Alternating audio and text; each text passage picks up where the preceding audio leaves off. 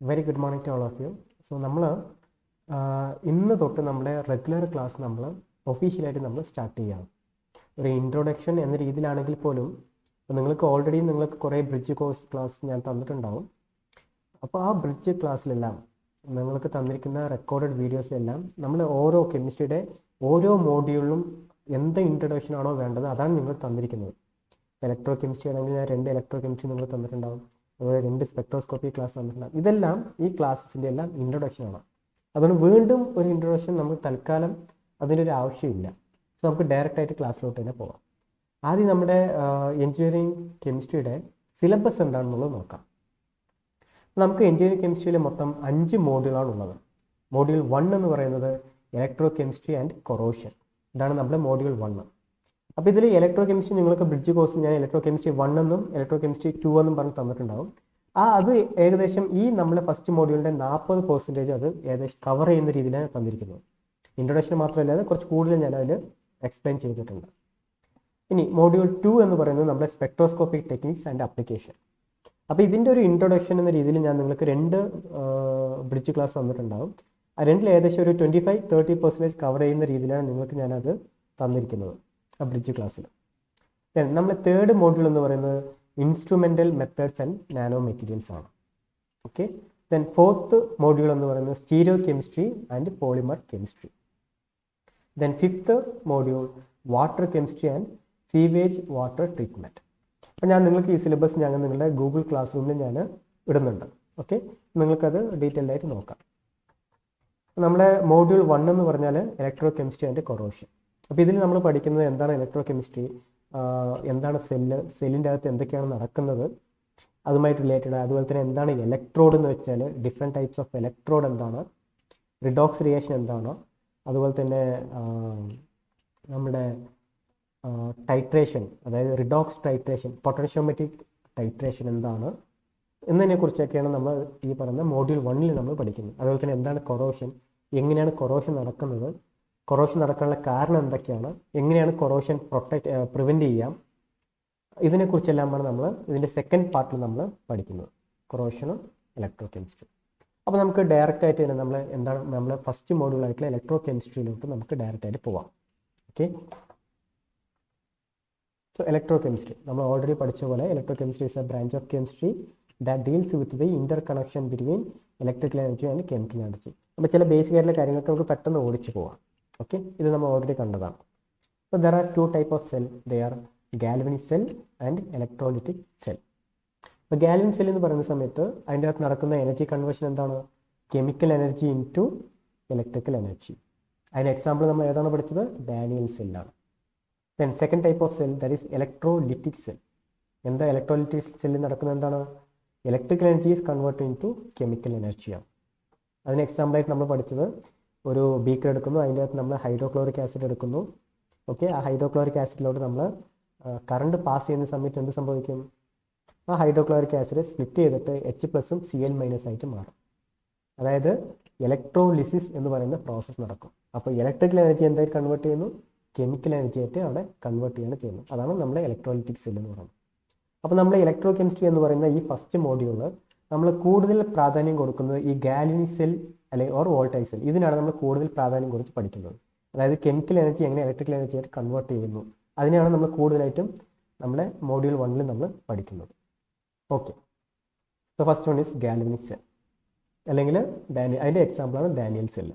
ഇത് നമ്മൾ already bridge കോഴ്സിൽ പഠിച്ചതാണ്. അപ്പോൾ അതിൻ്റെ അകത്ത് നടക്കുന്ന എനർജി കൺവേർഷൻ എന്താണ്, ഗാൽവനിക് സെല്ലിൽ നടക്കുന്നത് chemical energy is converted into electrical energy. അപ്പോൾ ഈ ഡാനിയൽ സെല്ലിൻ്റെ സെറ്റപ്പ് എന്ന് പറയുന്നത് നമുക്ക് 2 ഹാഫ് സെല്ലുണ്ട്. ഇതൊരു ഹാഫ് സെല്ല്, ഇതൊരു ഹാഫ് സെല്ല്. ഈ ഫസ്റ്റ് ഹാഫ് സെല്ല് എന്ന് പറയുന്നത് നമ്മൾ സിങ്ക് സൾഫേറ്റിലോട്ട് സിങ്കിനെ ഡിപ്പ് ചെയ്ത് വെക്കും. അതായത് സിങ്ക് എടുക്കുന്നു, മെറ്റൽ എടുക്കുന്നു, അതിൻ്റെ തന്നെ സൊല്യൂഷൻ ആയിട്ടുള്ള സിങ്ക് സൾഫേറ്റിൽ ഡിപ്പ് ചെയ്ത് വെക്കുന്നു. ഇനി നമ്മൾ രണ്ടാമത്തെ ഹാഫ് സെല്ല് എന്താണ്, കോപ്പർ മെറ്റൽ എടുക്കുന്നു, അതിൻ്റെ തന്നെ സൊല്യൂഷൻ ആയിട്ടുള്ള കോപ്പർ സൾഫേറ്റിൽ നമ്മൾ ഡിപ്പ് ചെയ്ത് വെക്കുന്നു. ഓക്കെ, ഇനി ഈ സിങ്കിനെയും കോപ്പറിനെയും നമ്മളൊരു കോപ്പർ വയർ യൂസ് ചെയ്ത് നമ്മൾ കണക്ട് ചെയ്യുകയാണ്. Okay, through A volt meter. ഇനി ഇതിനെ രണ്ടിനെയും സെപ്പറേറ്റ് ചെയ്തുകൊണ്ട് ഒരു സാൾട്ട് ബ്രിഡ്ജ് നമ്മൾ ഇതിൻ്റെ അകത്ത് വെക്കുന്നുണ്ട്. ഈ salt bridge is made up of KCl, potassium chloride ആണ് ഈ സാൾട്ട് ബ്രിഡ്ജിൻ്റെ അകത്ത് ഫില്ല് ചെയ്തിരിക്കുന്നത്. അപ്പോൾ ഇതാണ് നമ്മുടെ ഡാനിയൽ സെല്ലിൻ്റെ സെറ്റപ്പ് എന്ന് പറയുന്നത്. ഇതിൽ സിങ്കിനെ നമ്മൾ ആനോഡ് എന്ന് പറയും, കോപ്പറിനെ നമ്മൾ കാഥോഡ് എന്ന് പറയും. ഓക്കെ, ഇനി ഈ ആനോഡിൽ നടക്കുന്ന റിയാക്ഷൻ എന്ന് പറയുന്നത് ഓക്സിഡേഷൻ റിയാക്ഷൻ ആണ്. അതുപോലെ കാഥോഡിൽ നടക്കുന്ന റിയാക്ഷൻ എന്താണ്? റിഡക്ഷൻ റിയാക്ഷൻ ആണ്. ഓക്കെ, ഇനി ഈ ആനോഡിൻ്റെ സൈൻ എന്ന് പറയുന്നത് മൈനസും കാഥോഡിൻ്റെ സൈൻ എന്ന് പറയുന്നത് പോസിറ്റീവ് ആയിരിക്കും. ഇത് നോട്ട് ചെയ്ത് വെച്ചോളുക. നമ്മൾ ഗാൽവനിക് സെല്ലിൽ ആനോഡിൻ്റെ സൈൻ എന്ന് പറയുന്നത് എന്താണ്? നെഗറ്റീവും കാഥോഡിൻ്റെ സൈൻ എന്താണ്? പോസിറ്റീവ് ആണ്. Clear? So this is the setup of Daniel cell. ഇനി ഈ ആനോഡ് നടക്കുന്നത് എന്താണ്? ഓക്സിഡേഷനാണ് ആനോഡ് നടക്കുന്നത് പറഞ്ഞു, കാഥോഡ് നടക്കുന്നത് റിഡക്ഷൻ ആണെന്ന് പറഞ്ഞു. അപ്പോൾ ഇതിനെ നമ്മൾ എന്ത് വിളിക്കാം? ഓക്സിഡേഷൻ ഹാഫ് സെൽ എന്നും വിളിക്കാം. അതുപോലെ ഇതിനെ നമ്മൾ റിഡക്ഷൻ ഹാഫ് സെൽ എന്നും വിളിക്കാം. അപ്പോൾ രണ്ട് ഹാഫ് സെൽ ചേർന്നിട്ടാണ് എന്ത് കംപ്ലീറ്റ് ആയിരിക്കുന്നത്? ഈ പറയുന്ന ഒരു ഫുൾ സെല്ല് ക്രിയേറ്റ് ആയിരിക്കുന്നത്. അല്ലെങ്കിൽ രണ്ട് ആനോഡ് കണക്ട് ചെയ്തിട്ടാണ് എന്ത് ക്രിയേറ്റ് ചെയ്തിരിക്കുന്നത്? ഇവിടെ ഒരു സെല്ല് ക്രിയേറ്റ് ചെയ്തിരിക്കുന്നത്. ക്ലിയർ? ഇനി ഇവിടെ ആനോഡിൽ നടക്കുന്ന റിയാക്ഷൻ എന്താണ്, കാഥോഡിൽ നടക്കുന്ന റിയാക്ഷൻ എന്താണ് നമ്മൾ അടുത്ത് മനസ്സിലാക്കേണ്ടത്. അപ്പോൾ ആനോഡ് നടക്കുന്ന റിയാക്ഷൻ എന്ന് പറയുന്നത് എന്താണ്? ഓക്സിഡേഷൻ. അതായത് നമ്മുടെ സിങ്കിന് എന്ത് സംഭവിക്കുന്നു? ഓക്സിഡേഷൻ സംഭവിക്കുന്നു. അതായത് സിങ്ക് എന്തായി മാറും? രണ്ട് ഇലക്ട്രോണിനെ വിട്ടുകൊടുത്തിട്ട് Zn2+ ആയിട്ട് മാറും. Is it clear? Zinc is converted into Zn2+ by losing 2 electrons, that is oxidation occurs. ഇനി കാഥോഡിൽ നടക്കുന്നത് എന്താണ്? റിഡക്ഷൻ. അപ്പോൾ ഈ കോപ്പർ സൾഫേറ്റ് ആണല്ലോ നമ്മുടെ സൊല്യൂഷൻ. ഈ കോപ്പർ സൾഫേറ്റ് എങ്ങനെയാണ് കിടക്കുന്നത്? Cu2+ഉം SO4 2- ആയിട്ട് കിടക്കുന്നത്. ക്ലിയർ ആവുന്നുണ്ടോ? Cu2+ഉം SO4 2-. അപ്പോൾ ഇവിടെ നമ്മൾ സിങ്ക് ഓക്സിഡേഷൻ സംഭവിച്ച് 2 ഇലക്ട്രോൺ പ്രൊഡ്യൂസ് ചെയ്യും. ആ 2 ഇലക്ട്രോൺ ഏതിലൂടെ പാസ് ചെയ്യും? ഈ പറയുന്ന കോപ്പർ വയറിലൂടെ പാസ് ചെയ്ത് ഇങ്ങോട്ട് വരും. ഇവിടെ ആര് കിടക്കുന്നുണ്ട്? നമ്മുടെ Cu2+ കിടക്കുന്നുണ്ട്. നമ്മൾ Cu2+ എന്ത് ചെയ്യും? ഈ വരുന്ന 2 ഇലക്ട്രോണിനെ അക്സെപ്റ്റ് ചെയ്തിട്ട് എന്ത് ചെയ്യും? Cu മെറ്റലായിട്ട് മാറും. എന്നിട്ട് ആ Cu എവിടെ വന്ന് ഡിപ്പോസിറ്റ് ചെയ്യും? ഈ കോപ്പർ റോഡിൽ ഡിപ്പോസിറ്റ് ചെയ്യുകയാണ് ചെയ്യുന്നത്. അപ്പോൾ ഇലക്ട്രോൺ എന്ത് ചെയ്യുന്നുണ്ട്? ആനോഡിൽ നിന്ന് കാഥോഡിലോട്ട് ആര് ഫ്ലോ ചെയ്യുന്നുണ്ട്? ഇലക്ട്രോൺ ഫ്ലോ ചെയ്യുന്നുണ്ട്. അപ്പോൾ കറണ്ട് എവിടെ നിന്ന് എങ്ങോട്ട് ഫ്ലോ ചെയ്യും? കാഥോഡിൽ നിന്ന് ആനോഡിലോട്ട് ഓപ്പോസിറ്റ് ഡയറക്ഷനിൽ ആര് ഫ്ലോ ചെയ്യും? നമ്മുടെ കറണ്ട് ഫ്ലോ ചെയ്യും. സോ ഇതാണ് ആനോഡ് റിയാക്ഷനും കാഥോഡ് റിയാക്ഷൻ. ആനോഡ് റിയാക്ഷൻ ഒരു കൂടി പറയാം, zinc is converted into Zn2+, oxidation സംഭവിക്കുന്നു.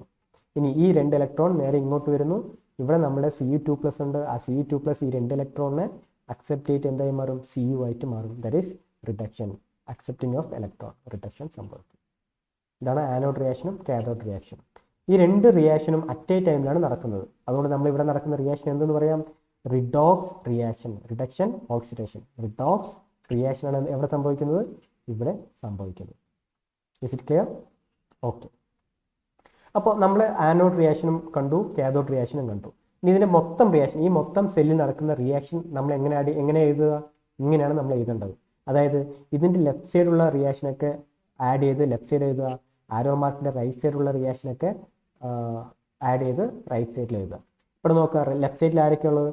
Zn Cu2+, Zn+Cu2+ gives. ഇപ്പോൾ റൈറ്റ് സൈഡ് ആരാ ഉള്ളത്? Zn2+ഉം Cuവും. Zn2+ Cu.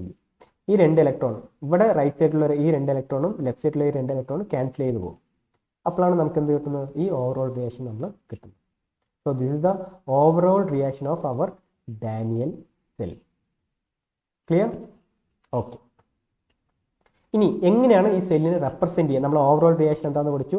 ഇനി സെല്ലിനെ നമ്മൾ എങ്ങനെയാണ് റെപ്രസെൻറ്റ് ചെയ്യുക എന്നുള്ളതും കൂടി നമ്മൾ പഠിക്കണം. ഇങ്ങനെയാണ് നമ്മൾ സെല്ലിനെ റെപ്രസെൻറ്റ് ചെയ്യുന്നത്. ഒരു സെല്ല് കിട്ടിയാൽ ആ സെല്ലിൻ്റെ ആദ്യം ആനോഡ് ഏതാണ്, കാഥോഡ് ഏതാണെന്ന് ആദ്യം മനസ്സിലാക്കണം. എന്നിട്ട് ആനോഡ് എഴുതുക, ദെൻ /കാഥോഡ്. ഈ / കൊണ്ട് ഉദ്ദേശിക്കുന്നത് നമ്മുടെ സോൾട്ട് ബ്രിഡ്ജാണ്. ഓക്കെ. അപ്പോൾ ആദ്യം ആനോഡ് നടക്കുന്ന എഴുതുക, പിന്നെ കാഥോഡ് നടക്കുന്ന എഴുതുക. ആനോഡ് നടക്കുന്നത് എന്താണ്? ഇതാ Zn2+ ആയി മാറുക. അപ്പോൾ Zn⁻Zn2+. ഇനി കാഥോഡിൽ എന്താണ് നടക്കുന്നത്? Cu2+ എന്തായി മാറി? Cu ആയിട്ട് മാറി. അതാണ് നമ്മളിവിടെ Cu2+/ Cu ആയിട്ട് നമ്മൾ എഴുതേണ്ടത്. ക്ലിയർ? ഇങ്ങനെയാണ് നമ്മൾ എന്ത് ചെയ്യുക? ഒരു സെല്ലിനെ റെപ്രസെൻറ്റ് ചെയ്യേണ്ടത്. ഓക്കെ. ദെൻ ഇനി നമ്മളിവിടെ പറഞ്ഞു ഒരു സോൾട്ട് ബ്രിഡ്ജിൻ്റെ കേസ് പറഞ്ഞു. എന്തിനാണ് ഈ സോൾട്ട് ബ്രിഡ്ജ് വെച്ചിരിക്കുന്നത്? ഈ സോൾട്ട് ബ്രിഡ്ജിൻ്റെ പർപ്പസ് എന്താണ്? ഇത് ചില ക്വസ്റ്റ്യനിൽ ചോദിച്ചിട്ടുള്ള ഒരു ചോദ്യമാണ്. അപ്പോൾ അത് നോട്ട് ചെയ്ത് വെക്കുക. സോൾട്ട് ബ്രിഡ്ജിൻ്റെ മെയിൻ ഫംഗ്ഷൻ എന്ന് പറയുന്നത് it provide the continuity of electrical circuit. ഇപ്പോൾ ഈ ഒരു ഇലക്ട്രിക്കൽ സർക്യൂട്ട് ഒരു സർക്യൂട്ടിൻ്റെ കംപ്ലീഷന് വേണ്ടിയാണ് നമ്മൾ എന്ത് വെച്ചിരിക്കുന്നത്? ഈ സോൾട്ട് ബ്രിഡ്ജ് നമ്മൾ വെച്ചിരിക്കുന്നത്. ഓക്കെ. അതുപോലെ it prevent the diffusion of interfering ions from one compartment to another compartment. അപ്പോൾ ഈ 2 ഹാഫ് സെല്ലുള്ള സൊല്യൂഷൻ ഇൻ്റർമിക്സ് ആവാതിരിക്കാൻ വേണ്ടിയാണ് നമ്മൾ എന്ത് യൂസ് ചെയ്യുക? ഈ സോൾട്ട് ബ്രിഡ്ജ് നമ്മൾ യൂസ് ചെയ്യുന്നത്. Then to maintain the electrical neutrality, ഇവിടെയുമുള്ള ഇലക്ട്രിക്കൽ ന്യൂട്രാലിറ്റി മെയിൻറ്റെയിൻ ചെയ്യാനും കൂടി വേണമെങ്കിൽ നമ്മൾ എന്ത് യൂസ് ചെയ്യുന്നത്, നമ്മളെ സോൾട്ട് ബ്രിഡ്ജ് യൂസ് ചെയ്യുന്നു. അപ്പോൾ അത് പ്രത്യേകിച്ച് നോട്ട് ചെയ്തോളൂ. അപ്പോൾ നമ്മൾ ഡാനിയൽ സെല്ല് പഠിക്കുന്ന സമയത്ത് എഴുതുന്ന സമയത്ത് എന്തൊക്കെയാണ് അതിൽ എഴുതേണ്ടത്, അതിൻ്റെ അകത്ത് നടക്കുന്ന എനർജി കൺവേർഷൻ എന്താണെന്ന് എഴുതണം, അതിൻ്റെ ഹാഫ് സെല്ല് എന്താ, 2 ഹാഫ് സെല്ലിനെ കുറിച്ച് എഴുതണം, 2 ഹാഫ് സെല്ല് എന്തൊക്കെയാണുള്ളതെന്ന് എഴുതണം, ലേബിൾ ചെയ്യണം. ദെൻ ഓക്സിഡേഷൻ നടക്കുന്നതും റിഡക്ഷൻ നടക്കുന്നതും മെൻഷൻ ചെയ്യണം, ആനോഡിൽ നടക്കുന്ന റിയാക്ഷൻ മെൻഷൻ ചെയ്യണം, കാഥോഡിൽ നടക്കുന്ന റിയാക്ഷൻ മെൻഷൻ ചെയ്യണം, ഓവറോൾ റിയാക്ഷൻ മെൻഷൻ ചെയ്യണം. ദെൻ ഇതിൻ്റെ അകത്ത് നടക്കുന്ന മൊത്തം റിയാക്ഷനെ ബ്രീഫ് ചെയ്യണം. ദെൻ ഈ സെല്ലിനെ എങ്ങനെ റെപ്രസെൻറ്റ് ചെയ്യുക എന്നുള്ളതും കൂടി നമ്മൾ എഴുതിയിരിക്കണം, cell representation. Okay, fine. Then salt ബ്രിഡ്ജിൻ്റെ പർപ്പസും കൂടി നമ്മൾ എഴുതിയിരിക്കണം. Then next topic is single electrode potential. ഇത് നമ്മൾ ഓൾറെഡി കണ്ടതാണ്. സിംഗിൾ ഇലക്ട്രോഡ് പൊട്ടൻഷ്യൽ എന്ന് വെച്ചാൽ it is defined as the potential developed at the interface between the metal and the solution when a metal is dipped in a solution containing its own ion. ഒന്നുമില്ല, വളരെ സിമ്പിളായിട്ടുള്ള കാര്യമാണ്. അപ്പോൾ നമ്മളൊരു solution എടുക്കുക, എന്നിട്ട് അതിൻ്റെ അകത്ത് നമ്മളൊരു മെറ്റലിനെ ഡിപ്പ് ചെയ്തിട്ടുണ്ട്, അതായത് കോപ്പർ മെറ്റൽ. നമ്മൾ കോപ്പറാണ് എടുക്കുന്നതെങ്കിൽ കോപ്പറിന് എന്തിലോട്ട് ഡിപ്പ് ചെയ്യണം, കോപ്പർ സൾഫേറ്റിലോട്ട് ഡിപ്പ് ചെയ്യണം. ഇനി നമ്മൾ സിങ്കാണ് എടുക്കുന്നതെങ്കിലോ സിങ്ക് സൾഫേറ്റിൽ ഡിപ്പ് ചെയ്യണം. ഇനി സിൽവറാണ് എടുക്കുന്നതെങ്കിലോ സിൽവർ നൈട്രേറ്റ് സൊല്യൂഷനിൽ ഡിപ്പ് ചെയ്യണം.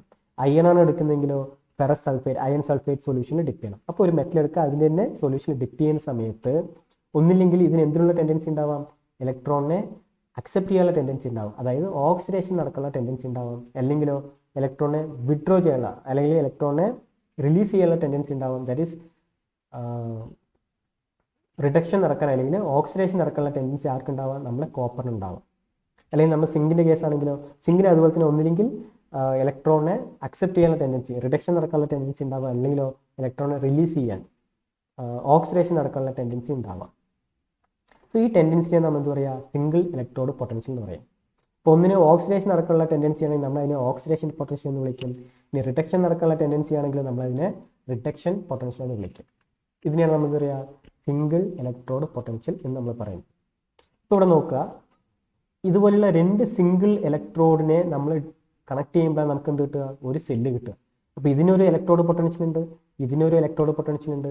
ഈ 2 ഇലക്ട്രോഡ് പൊട്ടൻഷ്യലിൻ്റെ ഡിഫറൻസിനാണ് നമ്മൾ എന്താ പറയുക, ഇതിൻ്റെ ഔട്ട്പുട്ട് കിട്ടുന്ന വോൾട്ടേജ് എന്ന് പറയുന്നത്. അപ്പോൾ ഇതിൻ്റെ ഔട്ട്പുട്ട് എന്ന് പറയുന്നത് എത്രയാണ്, 1.1 വോൾട്ട് ആണ്.